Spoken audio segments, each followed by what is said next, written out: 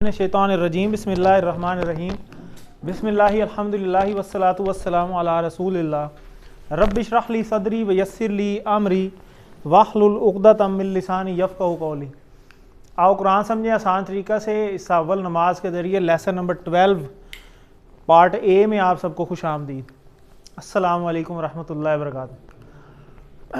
Lesson अभी recently आपने mid quiz दिया है तो सबका आलमोस्ट जो है वो ज़ाहिर है कि तैयार ही होगा अभी तक का जो ज़ाहिर है आपने किया है। अब आज का लेसन बड़ा ज़बरदस्त है। अब ज़ाहिर है मिड के बाद हम अगले पोर्शन पे आ गए हैं और कुछ क्लासेस हमें ऑनलाइन लेनी पड़ी।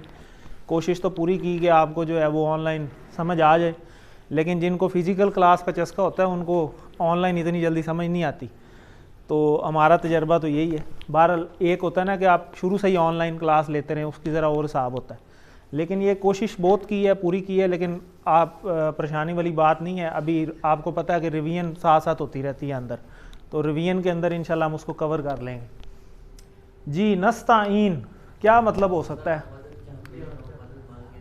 दोनों बनेंगे क्योंकि मज़ारे और ये भी हमने करना भी है और आज हमने इसको स्टार्ट भी करना है। मज़ेदारी की बात है तो ये आज आपको मज़ीद भी क्लियर हो जाएगा। समी अल्लाहु, अल्लाह ने सुन ली, ठीक है। सामिया का इशारा तो ये है ना, तो अल्लाहु यानी अल्लाह ने सुन ली, ठीक है। और अगर होता है सामी अल्लाह हा, फिर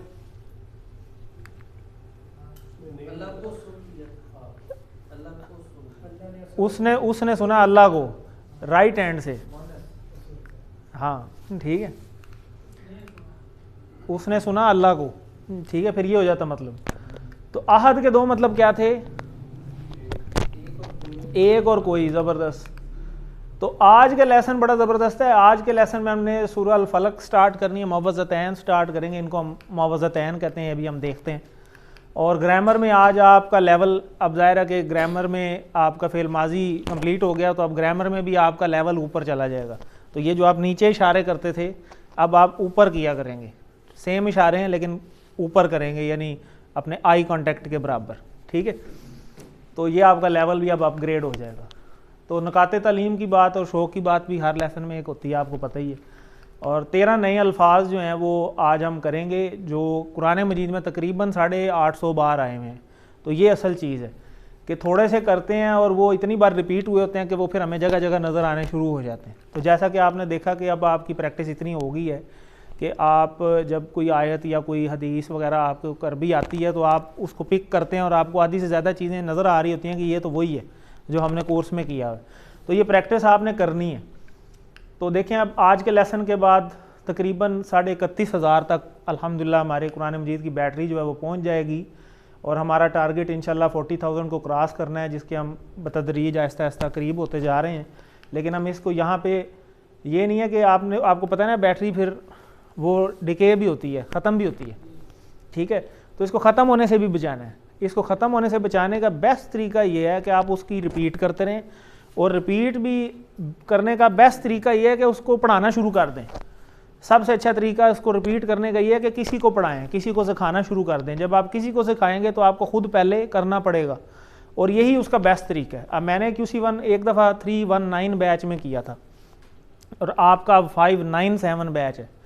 तो उस बैच में करके उसके बाद मैंने पता नहीं कितनी दफ़ा इस कोर्स को मल्टीपल टाइम्स करवा दिया। उस करवाते करवाते अब जो है वो चीज़ें अपनी रिवाइज़ हो जाती हैं। अब ये वाला जो कोर्स है ये मेरा ख्याल है कि हमारे कोई 5-6 कोर्सेज सरगोदा में स्टार्ट हुए हैं, लेकिन मैंने अपना QC1 नहीं स्टार्ट किया। इससे पहले मैंने QC2 के 2 बैच करवाए हैं, लेकिन QC1 नहीं करवाया। इस वजह से नहीं करवाया कि हमारी टीम के बहुत सारे मेंबर्स टीचर्स बन गए थे ट्रेनिंग के बाद, तो उनके बैच QC1 के स्टार्ट होने थे। तो उनके स्टार्ट करवाने के लिए मैं एक हेल्पिंग हैंड के तौर पे काम करता रहा। तो अब काफ़ी अरसे बाद मैं अब QC1 करा रहा हूँ, तो मुझे अब काफ़ी अरसे बाद करवाने के बाद फिर वो मुझे भी ऐसे लगता है कि शायद वो चीज़ें मुझे भूल गई हैं, मुझे देखनी पड़ती हैं दोबारा से। तो देखनी तो वैसे भी हर दफ़ा चाहिए। तो आपको एक एग्जांपल से समझाया जा रहा है कि जब आप उसको चीज़ को करवाते रहते हैं, इन टच रहेंगे, इसीलिए कहा जाता है टीचर बनिए। वो एक स्लाइड भी आती है, वो इसीलिए कहा जाता है कि आप इसको सीखेंगे और जब तक सिखाएंगे नहीं आपको खुद अच्छे तरीके से नहीं आएगा। और वैसे भी वो हदीस का पूरा मफहूम भी पूरा नहीं होगा कि खैरुकुम मन तअल्लमल कुरान व अल्लमहु, कि तुम में से बेहतरीन वो है जो कुरान सीखे और सिखाए। तो सीखने वाले का पहले जिक्र है, आप सीख रहे हैं माशाल्लाह, फिर इंशाल्लाह फिर आप सिखाएंगे भी। तो जब सिखाएंगे फिर ज़्यादा चीज़ें समझ आती हैं। तो बहुत सारी चीज़ें आप बेशक फर्स्ट पोजीशन भी ले लेंगे ना, लेकिन फिर भी आपको तब तक क्लियर नहीं होती जब तक आपसे कोई अगला सवाल नहीं करता, क्योंकि हो सकता है आपने खुद उस एंगल से ना सोचा हो जिस तरह वो सोच रहा है। जब वो सवाल करता है फिर उसको ज़ाहिर है आप उसको क्लियर करने के लिए आपको भी देखनी पड़ती हैं चीज़ें कि हाँ यार ये मैंने तो कभी इस तरह देखा नहीं था जिस तरह इसने मेरे से पूछा, फिर आपको भी वो चीज़ क्लियर हो जाती है कि वाकई इसने बात ठीक की है। तो इसको हम इंशाल्लाह एंड पे देखेंगे। ये जो आज सूरत है सूरह अल फलक, इसे मुअव्वज़तैन भी बोला जाता है, और ये आखिरी 2 सूरतों को मिला के मुअव्वज़तैन बोला जाता है, ठीक है, जमा है। तो सूरह अल फलक और सूरह नास, इसकी बहुत ज़्यादा इंपॉर्टेंस है।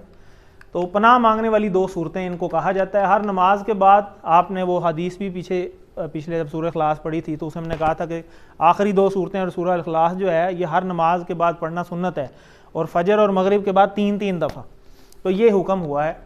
तो हर नमाज के बाद सूरह इखलास और मुअव्वज़तैन को एक बार और फजर और मगरिब के बाद 3-3 दफ़ा पढ़ना नबी पाक सल्लल्लाहु अलैहि वसल्लम की सुन्नत है। तो इसको हमें भी फॉलो करना चाहिए, इस पर अमल करना चाहिए। हज़रत आयशा रज़ियल्लाहु तआला अन्हा से रिवायत है कि रसूलुल्लाह सल्लल्लाहु अलैहि वसल्लम जब अपने बिस्तर पर आराम फरमा होते तो अपने हाथों में फूंकते और मुअव्वज़ात पढ़ते और इनको अपने जिस्म पर फेर लेते। तो ये सोने से पहले की भी ये सुन्नत है। इसकी बहुत ज़्यादा इंपॉर्टेंस है। अच्छा, इंपॉर्टेंस है क्यों, वो फिर तब पता चलता है ना जब उसका तर्जमा आता हो या चीज़ों का पता हो। तो जब तर्जमा आपको पता होगा तो फिर आपको ज़ाहिर है कि उसकी इंपॉर्टेंस का भी पता चलेगा। अच्छा, इसमें तो ये चीज़ें थी, हमने कभी सोचा ही नहीं। तो वो इंशाल्लाह आपको अभी इसका पता चल जाएगा। इससे फ़ायदा क्या होता है इस सूरत से? इस वजह फ़ायदा ये होता है कि हर किस्म के शर, हसद और जादू से आप बच जाते हैं। और ये चीज़ें हमारे ख़ुसूसी पाकिस्तान में तो इंतहा की हैं, हर फैमिली में है, ठीक है। तो इससे बचने का बेहतरीन नुस्खा जो है वो ये, तो ये बेहतरीन सूरत है जो खुद अल्लाह ताला ने हमको सिखाई है। हम में से कौन है जो शर से बचना नहीं चाहता? सारे ही बचना चाहते हैं। तो इसका बेस्ट हाल ये है कि जो सुन्नत है जो पीछे बताई गई इस पर अमल किया जाए। और जैसे कहते हैं ना, वो एक मॉस्पल की मशहूरी आती होती थी मच्छरों से, मच्छर आपसे दूर पर रहने पर मजबूर। तो ये समझे मॉस्पल का काम करेगा इन सारी चीज़ों से, इन सारी चीज़ों के अगेंस्ट, क्योंकि ये चीज़ें हमारे इर्द गिर्द हैं। अब किसी के अंदर क्या हसद चल रही है वो आप अंदर झांक के तो नहीं देख सकते, किस शर का उसके अंदर प्रॉब्लम चल रही है वो आपके अगेंस्ट है, आप दिलों में झांक के तो नहीं देख सकते, लेकिन अल्लाह जानता है दिलों का हाल। तो अल्लाह ने उसकी आपको फार्मूला बता दिया कि ये फार्मूला है, ये अप्लाई करो, फिर ये इन चीज़ों से आप बचे रहेंगे। तो आपने कभी नोट किया होगा कि जिन लोगों को ज़िक्र अज़कार लगातार पढ़ने की आदत है ना, तो उनको कोई अल्लाह ना करे कोई प्रॉब्लम जब बनती है ना, तो वो साथ ही एक बात करते हैं कि हाँ आज मैं सुबह दुआ पढ़ना भूल गया था, हाँ आज मैं सुबह दुआ मैंने ज़िक्र अज़कार नहीं किए, मैं ये इस वजह से नहीं किया था, इस वजह से हो गया, ठीक है। तो उन लोगों का आहिस्ता आहिस्ता अल्लाह की इन चीज़ों पे यकीन भी बन जाता है चीज़ों पे। क्यों? क्योंकि जब वो पढ़ता है बंदा तो फिर ऑटोमेटिकली यकीन बन जाता है, कोई मसला नहीं होता। तो आगे चलते हैं जी, हमें इसका अहतमाम फिर करना चाहिए। ये ज़रा इसको प्ले कीजिएगा उधर से। इसमें जो चीज़ें आपको पता हैं उसको आप खुद से ज़रा तर्जुमा करें। बिस्मिल्लाह मिनश शैतानिर रजीम, बिस्मिल्लाहिर्रहमानिर रहीम। बिस्मिल्लाह क्या मतलब था? अल्लाह के नाम से, ठीक है। अर्रहमान शिद्दत से मेहरबान, अर्रहीम मुसलसल रहम करने वाला। कुल कह दीजिए, आउज़ू मैं पनाह में आता हूँ, मैं पनाह में आता हूँ, ठीक है, अपनी बात हो रही। तो ये अब हम कह रहे हैं बेसिकली जब हम पढ़ते हैं, तो कह दीजिए मैं पनाह में आता हूँ बी रब्बी। कितने टुकड़े होंगे? 2। बी बिस्मिल्लाह जैसे पढ़ा था वहाँ भी से रब, ठीक है। मैं पनाह में आता हूँ यानी अपने रब की पनाह में आता हूँ, ठीक है। किस रब की? अल फलक, जो फलक का रब है। अब फलक क्या है डिटेल में भी देखते हैं। अब फलक इसम है, फेल है, हर्फ है? इसमें कैसे पता चल रहा है? अलिफ लाम मिन से। कहाँ पढ़ा? आउज़ बिल्लाहि मिनश शैतानिर रजीम, बिल्कुल। शर्री उर्दू में भी इस्तेमाल करते हैं, या अल्लाह फलाने से शर तो बचाई, ठीक है। वो शर मतलब कि बुराई, तकलीफ, कोई भी जो चीज़ आपको नुकसान पहुंचा सके किसी भी किस्म की, उसे शर कहते हैं। माँ जो, यहाँ देखें ना जुमले के दरमियान में आ रहा है, जैसे हु है ना इंग्लिश का, हु आर यू, तो वहाँ हो जाता है क्या। माँ का मतलब क्या भी होता है अगर शुरू में आ जाता है, कई दफ़ा नहीं में भी आता है ये। और कई दफ़ा आप हु देखें इंग्लिश में, अगर दरमियान में आ जाए I am the one who, मैं हूँ वो जिसने ये काम किया है, तो फिर वो जो हो जाता है। इसी तरह ये माँ यहाँ पे मतलब जो है, ठीक है। तो खाला का ये कहीं पढ़ा है? कहाँ पढ़ा? क्या इशारा है इसका? इसका इशारा क्या है? खाला का, ये इशारा है। क्या मतलब? उसने बनाया नहीं, उसने पैदा किया, वो जाला होता है। ठीक है, तो ये कौन सा ग्रुप है? खाला का, अबदा, ज़करा, नासारा। तो ये नासारा का ग्रुप है। ठीक है, नासारा, इसको जब भी आपको पूछा जाए ये ग्रुप कौन सा है, तो ये नासारा का ग्रुप है, नून वाला ग्रुप है। ठीक है, नासारा नून से स्टार्ट होता है। तो वामीन और मिन से शर्री, फिर वही आ गया। गासिकिन, गासिक क्या कहते हैं इसको हम देखेंगे आगे। इज़ और इज़ा कहते हैं जब। ठीक है, जैसे वो पढ़ा ना आपने, इज़ा जा नसरुल्लाह, तो जब, उसका मतलब वो जब हो जाता है। वाक़ाबा, देखें अब ये मिलता जुलता नहीं है खालाका से, तो इसका भी इशारा क्या होगा? यही उधर ही होगा कि वो क्या है, वो बाद में देखते हैं। वामीन और मिन शर्री, यहाँ तक हो गया। नफ़ा सात, ये जमा लग रहा है या वाहिद लग रहा है? जमा और मुन्नस है, अलिफ ता लगी हुई है एंड पे। ठीक है, जब अलिफ आ जाए ना एंड पे, तो उसको ये खड़ी ज़बर करके भी लिखा जा सकता है। ठीक है, ये अरबी में होता है। फ़ी में, फ़ी सबीलिल्लाह आपने पढ़ा। फ़िल उक़द, अलिफ लाम लगा हुआ है, क्या है ये? इसम है। वा और मिन से शर्री, शर। हासिदिन, हसद करने वाला। इधर इदा, जब। हासदा, इसका क्या इशारा होगा? वो हसद, उसने हसद किया, करे नहीं किया, माजी है ना, तो उसने हसद किया। तो देखें, आप देखें शर का वर्ड कहाँ कहाँ हो रहा है। देखें यहाँ पे हमने दुआ की, खुद समझें इसको कि इस दुआ का क्या मफहूम होगा। अब देखें ना, हमने 30,000 वर्ड्स तो हमें आते हैं 11 लेसन तक। तो अब आगे प्रैक्टिस हमारी यही है कि हमने खुद से इसका निचोड़ निकालें, फिर आगे जो नहीं आता होगा उसको हम सीख लेंगे। यहाँ हमने दुआ मांगी कि अल्लाह हम पनाह में आते हैं, फलक वाले रब से पनाह में आते हैं, यानी उस रब की पनाह में आ जाते हैं जो फलक का रब है। ठीक है, तो वो फलक क्या है वो भी आगे चल के देख लेते हैं। अब आगे फिर मिन शर्री, अब हम शर से पनाह में आते हैं, वो हम बात कर रहे हैं, यानी इसी जुमले को आगे जोड़ रहे हैं। भाई किस चीज़ से पनाह में आना चाह रहे हैं, ठीक है, वो बता रहे हैं हम आगे कि इस शर से पनाह में आ रहे हैं कि मिन शर्री मा खलका, उसने पैदा किया जो, यानी जो कुछ भी उसने पैदा किया, ठीक है, उस सारी खलकत का जो शर है, उस शर से हम पनाह में आते हैं। अब इस जुमले को देखें, कितनी गहराई है इसमें। अल्लाह ने क्या कुछ पैदा किया, गिन सकते हैं हम? नहीं। इस कमरे के अंदर ही कितनी खलकत हो सकता है कोई सांप ही छुपा हो, आपको नज़र भी नहीं आ रहा। ठीक है, कोई मक्खी आ जाए, अगर कोई काटने वाली, कोई जहरीली हो, तो वो आपको नज़र तो नहीं आ रही, कोई वायरस ही हो। ठीक है, तो आप इसके अंदर सारा कुछ ही आ गया कि हर जो खलकत है जो अल्लाह ने पैदा की है, ठीक है ना, इतनी गहराई है अरबी के अंदर कि जो भी खलकत अल्लाह ने पैदा की है उसमें जो जो शर हैं, या अल्लाह मुझ शर से बचा। फिर आगे वामिन और शर्री, और फिर किसके शर से? गासिकिन इदा वकब, इसको भी हम देखते हैं, ये आपके लिए वर्ड ने है। वामिन शर्री नफासाती फिल उक़द, ठीक है, ये भी अभी आपको नफासात और उक़द का नहीं पता, इसको हम आगे चल के देखते हैं। यानी एक शर से पनाह हमने यहाँ मांगी है, एक इस जुमले में मांगी है, एक इसमें भी मांगी है, और फिर एक आखिर में मिन शर्री। ये तो आपको समझ आ गई कि हासिद के हसद से पनाह मांगी आपने, कि हासिद से बचा जब वो हसद करे, जब वो हसद करने लगे तो उस हासिद से भी मुझे बचा, उसके शर से बचा। अब कौन हसद कर रहा है ये तो हमें नहीं पता, लेकिन अल्लाह को पता है। तो अल्लाह ने ये फार्मूला दे दिया कि हसद से नज़र लग जाती है, और नज़र हक है, लगती है, और नज़र जो है ना कब्र तक ले जाती है। ठीक है, वो कहते हैं ना नज़र अपनी भी लग जाती होती है बंदे को। ठीक है, तो बीमारी लग गई, कोई नुकसान हो गया, ठीक है, तो नज़र से भी हिफाजत के लिए ये एक कुलिया है। देखें, अब अगर आप देखें तो नबी वसल्लम हर नमाज के बाद इसको पढ़ रहे हैं, वो अल्लाह के नबी हैं। ठीक है, फिर हर सोने से पहले भी पढ़ रहे हैं, फजर और मगरिब के बाद 3-3 दफ़ा इस चीज़ को पढ़ रहे हैं, और अपने ऊपर फूंक रहे हैं।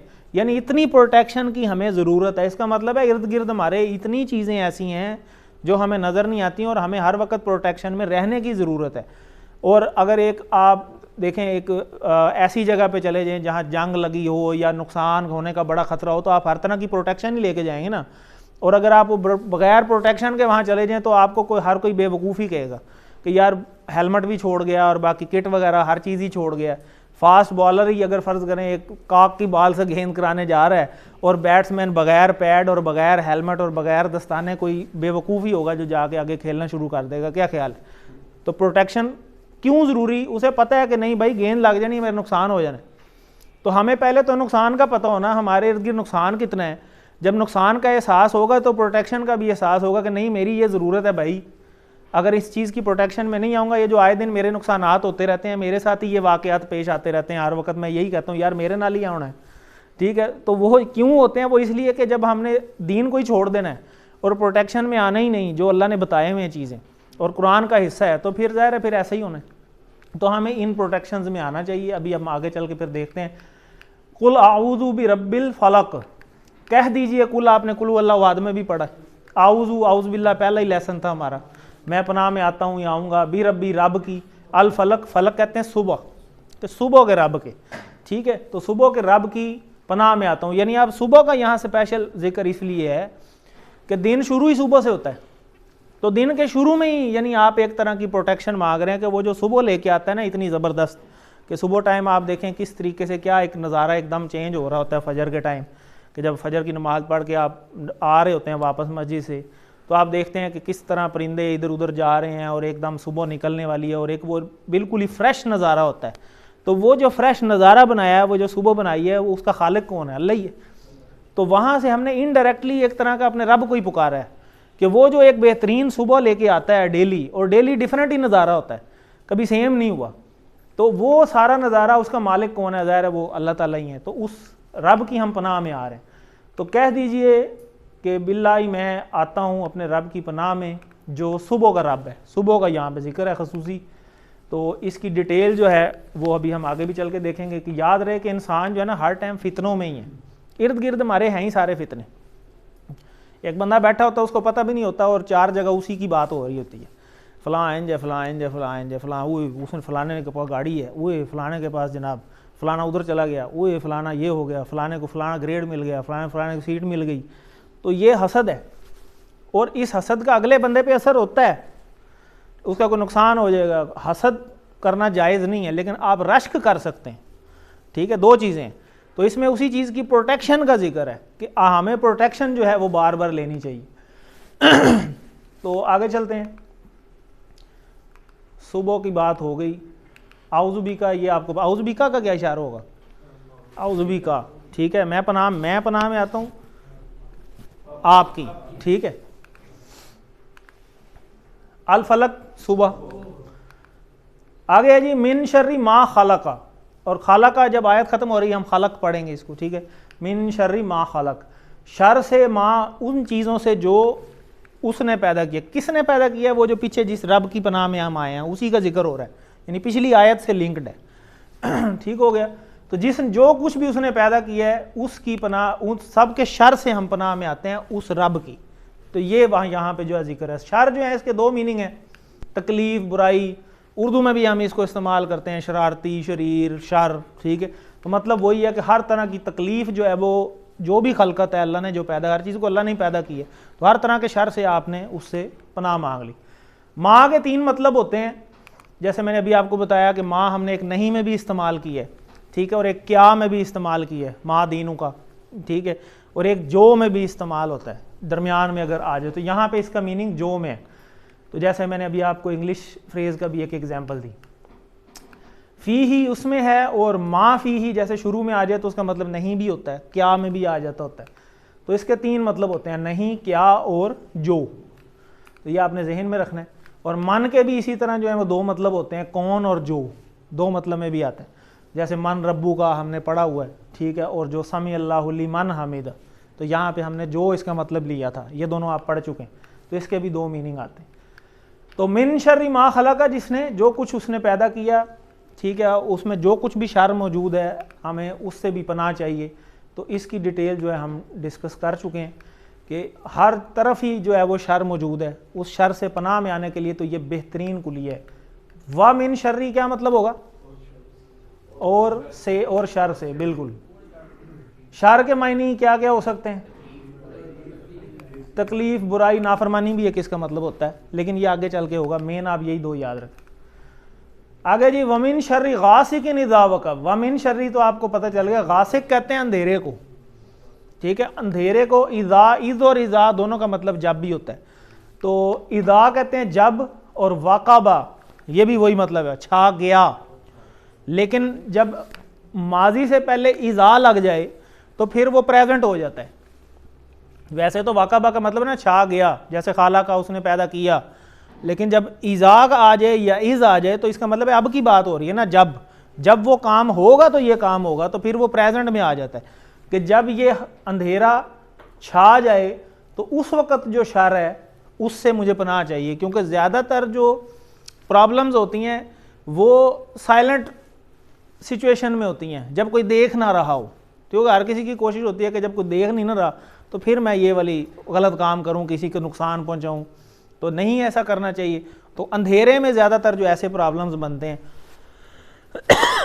तो वैसे तो नबी वसल्लम की हदीस है ना कि उसका मफहूम है कि अंधेरा जब छा जाए, यानी मगरिब का जब टाइम होता है, तो अपने बर्तन वगैरह भी ढाक दो और बच्चों को बाहर ना निकलने दो। लेकिन अब तो एक अजीब सिस्टम चल गया ना कि हमारा जो आउटिंग का सिस्टम है वो शुरू ही तब होता है ईशा के बाद और लेट नाइट। तो इस चीज़ को तो डिस्करेज किया गया, दीन तो इस चीज़ को डिस्करेज करता है, क्योंकि जितनी भी फजूलियात और ये जितनी भी गलत महफिलें हैं ये सारी सजती ही उस टाइम है। वो कल ही भी बात हो रही थी, तो वो एक बंदा यूके से आया तो उसने बताया कि जो है ना 5 बजे सारी मार्केटें बंद हो जाती हैं वहाँ पे, तो 5 बजे के बाद सिर्फ नाइट क्लब्स और ये बाकी सारे जो याशी के अड्डे हैं ना ये सारे खुलते हैं। तो ये सारी उसी के ज़िमन में ये चीज़ है कि रात के टाइम जो बेसिकली जो सारी जो चोरियाँ चरा वगैरह भी हैं वो आप देखते हैं कि ज़्यादातर उसी वक्त होती हैं। तो ये सारी उस शर से जो है हम पनाह में आ जाते हैं अगर हम इस पर अमल करें। बात तो फिर वही आ जाती है अमल करने वाली कि हमें उस चीज़ को अमल में लेकर आना चाहिए। वमिन शर्री और शर से, गासिक कहते हैं अंधेरे को, इज़ और इज़ा मैंने आपको बताया कि दोनों का मतलब होता है जब, और जब ये आ जाएँ खसूसी जब इज़ा आ जाए, तो इज़ा जब आ जाए माजी से पहले, इज़ नहीं इज़ा सिर्फ, जब इज़ा आ जाए तो फिर वो माजी उस प्रेजेंट में कन्वर्ट हो जाता है। ठीक है, तो ये आपने याद रखना। जैसे आपने वो है ना, आगे भी हम पढ़ेंगे इज़ा जा नसरुल्लाह, जो वो नासरा का तो टेबल आपने किया हुआ है ना, तो उसमें भी मतलब यह है कि जब आ जाए अल्लाह की मदद। ठीक है, वाक़बा का आपने याद रखना है छा जाए। तो रोज़ाना देखें ना हर 12 घंटे बाद फिर रात आती है, तो रात में फिर वैसे ही ज़्यादातर कमाने का वक्त ख़त्म हो जाता है, अनलेस कि अब तो नाइट ड्यूटियाँ भी चल पड़ी हुई हैं। तो निस्बतन इंसान फारग होता है और खाली दिमाग जो है ना वो शैतान का कारखाना होता है, इसीलिए ज़्यादा प्रॉब्लम्स जो है ना उस टाइम बनती हैं। तो हमें इन चीज़ों से जो है वो परहेज़ करने के लिए और इनके शर से बचने के लिए बेहतरीन जो है ना पुलिया जो है वो ये है। आगे चलते हैं। इज़ और इज़ा का क्या मतलब? जब। आगे जब वमिन शर्र नफ़ासाती फिल उक़द, वमिन शर्री तो वही मतलब है और शर से, नफ़ासात कहते हैं फूंके मारने वाली हैं, फिल उक़द गिरों में, यानी जादू। जादू जो है उससे जो है यहाँ पे ये सबसे बड़ा कुलिया जो है ना वो ये है। और ये आपको पता होगा कि नबी पाक सल्लल्लाहु अलैहि वसल्लम पे भी जादू हो गया था, तो अल्लाह की कितनी बड़ी हस्ती हैं वो। ठीक है, तो उन पे भी जादू हो गया था और उसके बाद फिर ये आयात ही नाजिल हुई थी मुअव्वज़तैन, इसीलिए इनको कहा जाता है। फिर ये नाजिल हुई और हज़रत अली रज़ी अल्लाह अन्हु जो हैं वो गए थे कुएँ में, फिर वो उठा के लाए और फिर उन्होंने ये एक एक आयत पढ़ी और फिर उनकी गिरें खोली। तो उक़द जो है ना वो गिरों को कहते हैं। ठीक है, वो गिरों के ऊपर जो फूंक के जादू किया जाता है, उस जादू से पनाह में आने के लिए ये सूरत बड़ी ज़बरदस्त है। और इसका पूरा पैकेट बना के हमने पढ़ना होता है, सूरह इखलास, सूरह फलक और फिर सूरह नास, ये तीनों इकट्ठी पढ़ी जाती। इन तीनों का सेट बना के, यही हदीस का मफहूम है कि इन तीनों को पढ़ा जाए और ज़्यादा से ज़्यादा पढ़ा जाए।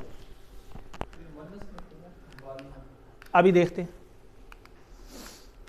वमिन शर्री और शर से, नफासा, देखें ये यहाँ मुअन्नस है, इसकी जो सिंगुलर है अरबी में ये गोलता लगती है इसकी सिंगुलर में, और यहाँ जब ज़ाहिर आपने जो मेन कुलिया पढ़ा है कि उसके एंड पे अलिफ ता लग जाती है, तो उसकी हम जमा पढ़ते हैं। फूंके मारे जादूगरनी, नफ्स जादूगर, फूंके मारे। अरबी में जो जादूगर है ना वो नफासा बोलते हैं उसे। ठीक है, तो इसलिए यहाँ मुअन्नस है। आगे चलते हैं जी। उक़द, उक़द कहते हैं, उक़दा जो है बेसिकली इसका सिंगुलर है, उक़दा एक गिरोह को कहते हैं, और उक़द कहते हैं गिरोह, ये इसकी जमा दूसरी है। उक़दा और उक़द। अक़द जो है ना वो शादी की गिरह को भी कहते हैं, निकाह, अक़द निकाह। ठीक है, तो वो गिरा ही बोला जाता है उसको बेसिकली। वो जो आपने देखा होगा ना अभी भी वो ट्रेंड है, वो हाथ पे बांध देते हैं। ठीक है ना, तो वो गिरा ही होती है, उसे भी उक़दी बोलते हैं। वादे भी उक़दी होता है, ये गिरा लग गई है। तो ये उन मुख्तलिफ चीज़ों से आप इसके मतलब को याद रख सकते हैं कि अच्छा इसका मतलब ये, ठीक है जी। फिल उकद गिरों में तो हर वक्त जो है ना, आप देखें ये जो इसमें मसाइल का जिक्र हुआ है, तो ये देखें ये तो हमारे आम मसाइल हैं जो इर्द गिर्द हैं हमारे, तो कितने ज़्यादा हैं, और इनसे बचने का बेस्ट फार्मूला अल्लाह ने हमें कुरान में दिया है, लेकिन हम उससे फ़ायदा नहीं उठा रहे। तो अमल करेंगे तो फ़ायदा उठाएंगे ना, जब उसका एहसास होगा कि यार ये तो बड़ा ज़रूरी है और ये इतनी बड़ी प्रॉब्लम है, तो मुझे तो इस चीज़ से बचने के लिए मुझे कोई चीज़ चाहिए। वैसे जो लोग इधर उधर जाते हैं, ठीक है, कभी किसी कोई पीर के पास जा रहा है, कभी कोई किसी जादूगर के पास जा रहा है, कभी किसी से इलाज कराने जा रहा है, तो इलाज तो अल्लाह ने कुरान में खुद दिया हुआ है, तो इससे बेहतर क्या इलाज है। जो जब अल्लाह की पनाह में आ गए तो अल्लाह ने ही मसला रिजॉल्व करना है ना, किसी और ने तो नहीं करना। तो ये बेहतरीन जिक्र है, इसको इससे बड़ा इलाज कोई नहीं। तो जादू एक सख्त आजमाइश है, अच्छे खासे लोगों का अकीदा जो है ना वो डगमगाने लगता है, और इसके इलाज की खातिर पता नहीं क्या कुछ करती है अवाम। तो इस चीज़ को अमल में लाने की ज़रूरत है। हर ख़ानदान में ही तकरीबन जो है ना ये मसले चल रहे हैं, और इससे अल्लाह ताला हमें बचाए। हज़रत अबू हुरैरा रज़ियल्लाहु अन्हु से रिवायत है कि रसूलुल्लाह सल्लल्लाहु अलैहि वसल्लम ने फरमाया, शैतान तुम में से हर एक की गुद्दी पर, सर के आखिरी हिस्सा पर जब वो सोता है 3 गिने लगाता है रात टाइम डेली। तो हर गिरा पर वो मंत्र पढ़ता है, तो तेरे लिए रात बहुत लंबी है, बस सो जा। और इसी वजह से फजर टाइम उठना मुश्किल होता है। तो जब बंदा उठता है, नियत करता है, पहली गिरा खुल जाती है, फिर उठ के वज़ू करता है, दूसरी गिरा खुल जाती है, तीसरी जब नमाज शुरू करता है फिर तीसरी गिरा भी खुल जाती है। और ये उसके जादू का असर है कि वो जो उस टाइम नींद आ रही होती है और जो सुस्ती पैदा हुई होती है। तो अल्लाह ताला हमें इससे बचाए। और जब आप ये अमल करके सोएंगे रात को, तो आप खुद ब खुद इस परेशानी से बचेंगे। और जब आप सुबह नहीं उठेंगे नमाज के टाइम, तो आप देखेंगे सारा दिन ही मनूस गुजरता है और एक अजीब सी सुस्ती रहती है। नमाज आपने फजर ना पढ़ी हो, और फजर ना पढ़ी हो तो ना ज़ोर असर मगरिब इशा वो भी जाती रहती हैं खैर से। क्यों? क्योंकि वो एक अजीब इफ्तिताह ही अच्छा नहीं हुआ, इब्तदा ही अच्छी नहीं हुई, और वो सारा दिन फिर उस जादू का असर रहता है। और फिर एक बंदे ने एक दिन नहीं पढ़ी, दूसरे दिन नहीं, तीसरे दिन नहीं, चौथे दिन नहीं, तो कितना जादू चल रहा है उसके ऊपर, जो शैतान कर रहा है डेली। बंदे ने तो जो करना है वो करना ही है, उससे तो जो होना है। लेकिन जो शैतान जिसकी वो अपनी जिम्मेदारी नहीं भूलता, उसकी तो जिम्मे है कि भाई इस बंदे को जन्नम लेके जाना है, उस तो पूरा कोशिश करेगा मौत से पहले तक। तो हमें उससे बचने के लिए ये फार्मूला अप्लाई करने की ज़रूरत है। तो ये तो डेली का जादू है जो होता है हमारे पे, और उससे बेस्ट बचने का जो हाल है वो यही है कि हम उठ जाएं। वरना वो 3 गिरें तो सारा दिन हमारे ऊपर लगी रहती हैं, अगले दिन फिर लगा देता है वो, अगले दिन फिर लगा देता है, अगले दिन फिर लगा देता है, वो ये काम कर रहा है, ठीक है। तो अगर वो बेदार होकर अल्लाह का जिक्र करता है तो एक गिरा खुल जाती है, और फिर वो वज़ू कर लेता है तो फिर दूसरी गिरा खुल जाती है, और नमाज पढ़ लेता है तो तीनों गिरें खुल जाती हैं। और वो इस हाल में सुबह करता है कि वो हशाश बशाश और पाकीज़ा नफ्स होता है, वरना उसकी सुबह इस हाल में होती है कि वो खबीस नफ्स और सुस्त होता है। ये हदीस का मफ़हूम है। तो हम अपने ऊपर झांकें, हम अमल करने की कोशिश करें, अल्लाह से तौफीक मांगें। तो अल्लाह से ज़रूर मांगें, तो अल्लाह से मांगें, अल्लाह मेरे से ये काम नहीं होता है, अल्लाह मुझे तौफीक दे। तो इंशाल्लाह आप देखेंगे कि अल्लाह ताला आपको तौफीक देंगे। व मिन शर्रि नफ़्फ़ासाति फ़िल उक़द, उक़द का मतलब ठीक हो गया जी, गिरहें, ये जम्मा है, इसको याद रखना, ये सिंगुलर नहीं है, उक़दा है, सिंगुलर है। व मिन शर्रि हासिदिन इज़ा हसद, मिन शर्रि और शर से, हासिद कहते हैं हसद करने वाला, इंशाल्लाह ये भी हम पढ़ेंगे। और ये हासदा का बेसिकली टेबल है, हासदा का कोई टेबल ही करा दे। हासदा, हसदू, हसदता, हसदतु, हसदतुम, हसदना, हसदत। तो देखें आपने यहाँ तक तो पढ़ लिया ना। तो अब देखें हासदा का टेबल भी नहीं किया आपने, लेकिन आपको पता चल गया कि पैटर्न यही है। तो आपको पता चल गया हासदा उसने इसे हसद किया, हसदू उन सब ने हसद किया, हसदता आपने हसद किया, हसद तू मैंने हसद किया, हसद तुम आप सब ने हसद किया, हसदना हम सब ने हसद किया, और हसदत उसने हसद किया मुअन्नस ने, ठीक है। अभी तो हमने यहाँ तक पढ़ा है। तो ये जब टेबल आगे चलता चलता चलता यहाँ तक पहुँच जाता है हासिद, तो ये भी हम करेंगे, इसका इशारा ये होता है। तो यहाँ तक हमने पहुँचना है इंशाल्लाह। व मिन शर्रि ये हम पढ़ चुके हैं। हसद 2 चीज़ें होती हैं, एक हसद होता है, एक रश्क होता है। रश्क होता है कि यार फलां बंदे ने गाड़ी ली है या कोई चीज़ लिया है या मोबाइल लिया है, वो माशाल्लाह बड़ा अच्छा, इसलिए कहते हैं ना माशाल्लाह कहें, माशाल्लाह आपने बड़ा अच्छा मोबाइल लिया जी, अल्लाह आपको नसीब करे, अल्लाह ताला हमें भी दे। ऐसे अगले के लिए दुआ करेंगे तो अल्लाह आपको भी देगा, क्योंकि उसको देने वाली और आपको देने वाली ज़ात एक ही है। उसको किसी और ने नहीं आगे दिया, उसको अल्लाह नहीं दी है ज़ाहिर है वो चीज़, तो जिस अल्लाह ने उसको दिया वो आपको भी दे सकते हैं। तो रश्क की तरफ जाना चाहिए, वो जायज़ है, लेकिन आप हसद नहीं कर सकते। हसद में तो अगले का नुकसान कर रहे हैं आप। हसद में आप ये कहते हैं कि मुझे तो नहीं मिली, अल्लाह एदे को भी ले ले, वो कम अज़ कम मुझे तो चलो नहीं मिली लेकिन एदी भी ना बने, ये होता है हसद। ठीक है, या लालच के यार इसको नहीं मिलनी चाहिए थी, इसका नहीं बनता था, ये ऐਵੇਂ ही हो गया, इसको ऐसे ही मिल गया, ठीक है ना, या फ़लाँ चीज़ इसने ले लिया, वो हुए वाह जी वाह। तो माशाल्लाह और अच्छी नीयत के साथ जो है ना अगले को उल्टा दुआ देनी चाहिए। हसद हराम है और रश्क जायज़ है। ईज़ और इज़ा आपको पता लग गया कि जब, और ये हम बात कर चुके हैं सारी। तो यहाँ 3 तरह के शर से हमने पनाह मांगी है, एक अंधेरे से, जादू से और हसद से। ठीक है, तो ये 3 चीज़ों से पनाह में हम आते हैं सिर्फ इस एक सूरत के फार्मूले से। ठीक है, तो इसको हमने अप्लाई करना है। कौन कौन करेगा अप्लाई? पढ़ेंगे हर नमाज के बाद सूरह इखलास और मुअव्वज़तैन दोनों, इसमें हमारा अपना ही फ़ायदा है। तो रात जादू और हासद के हमने शर से पनाह मांगी, ये तो हमने कर ली है। अच्छा जी, सूरह साथ बढ़ता हूँ, ये भी आगे चलते हैं। तो सूरह को ज़िंदगी में लाइए, किस तरह? रसूलुल्लाह सल्लल्लाहु अलैहि वसल्लम का उसवा मेन तो वही है कि जिस तरह उन्होंने किया हम उस तरह करने की कोशिश करें। ये फिर वही बात बताई जा रही है कि हर फ़र्ज़ के नमाज के बाद तीनों कुल पढ़ते, यानी कुल और फजर और मगरिब के बाद 3-3 दफ़ा ये पढ़ते, यानी कुल शरीफ यानी सूरह इखलास और मुअव्वज़तैन हर नमाज के बाद 1-1 दफ़ा, और फजर और मगरिब के बाद 3-3 दफ़ा, क्योंकि उस टाइम हमले का ज़्यादा खदशा होता है। तो हमला किसका? शैतान का। तो शैतान के हमले से महफूज रहने को, क्योंकि दूसरे को भी वर्गलाने वाला या दूसरे बंदे के ज़हन में भी हसद डालने वाला भी शैतान ही होता है। तो दूसरे के ज़हन में भी शैतान नहीं डाला ना कि इसके खिलाफ ये काम करो, क्योंकि पहले तो वो नहीं कर पा रहा होता, फिर एक को वर्गलाएगा, उसको नहीं वर्गलाता, दूसरे को वर्गलाता है, वो भी नहीं वर्गलाता, फिर जो उनका बेस्ट फ्रेंड होता है उसको वर्गलाता है, फिर उसके ज़रिए उनको वर्गलाता है, पूरी चेन बना के ले आता है, पूरी वर्किंग करता है।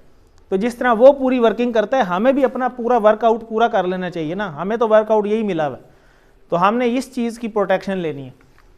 तो कौन है जो महफूज नहीं रहना चाहता? सारे रहना चाहते हैं। अल्लाह का दिया हुआ फार्मूला इस्तेमाल कीजिए, जिसके हाथों में सारी मखलूक है, बेशक नहीं करेंगे तो अपना ही नुकसान है। तो ये बात हो चुकी है, ये भी हो चुकी है जी। आगे चलते हैं जी, एक दफ़ा इसको प्ले कीजिए ज़रा। अब आपने पढ़ लिया, अब आपने खुद से जब तिलावत हो तो आपने खुद से ज़रा तर्जुमा साथ साथ मैच करने की कोशिश। यहाँ तक हमारा पार्ट ए था जी, फिर अब इंशाल्लाह पार्ट बी स्टार्ट